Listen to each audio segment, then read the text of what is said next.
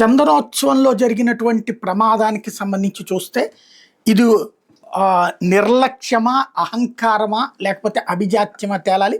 చందనోత్సవం నేపథ్యంలో అసలు జరిగినటువంటి విషయాలు బయటపడుతున్నాయి.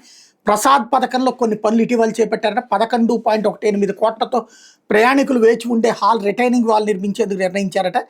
దర్శనం తర్వాత మాడవీధుల్లోని జోడు వద్రాల దగ్గర నుండి దుకాణ సముదాయం మీదుగా బస్టాండ్ వెళ్లేందుకు మెట్లు నిర్మించారట.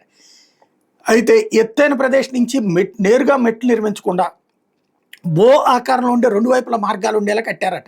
ఈ మెట్లు కలిసే చోట సుమారు 12 అడుగుల ఎత్తులో రిటైనింగ్ వాల్ నిర్మించారు. అక్కడ గోడొద్దని వైదికులు సూచించిన పర్యాటక శాఖ అధికారులు పెడచేవని పెట్టారు. గోడను కూడా కాంక్రీట్తో నిర్మించకుండా ఏదైతే ఈ బూడిదతో చేసేటటువంటి రాళ్లతో చేయడం అన్నటువంటిది ఇక్కడ కీలకమైంది. వర్షాలతో గోడ దగ్గర నీరు చేస్తే అది నిలబడుతుందా లేదా అన్నది కూడా ఆలోచించలేదు. సుమారు 12 అడుగుల ఎత్తులో రిటైనింగ్ వాల్ నిర్మిస్తే అక్కడ గోడ వద్దని వైదికులు చెప్పారట. అంటే పండితులు చెప్పారు.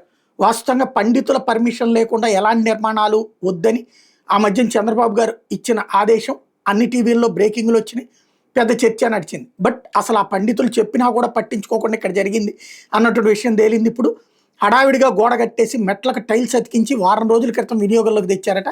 అందులో నాణ్యతను కూడా పరిశీలించలేదు.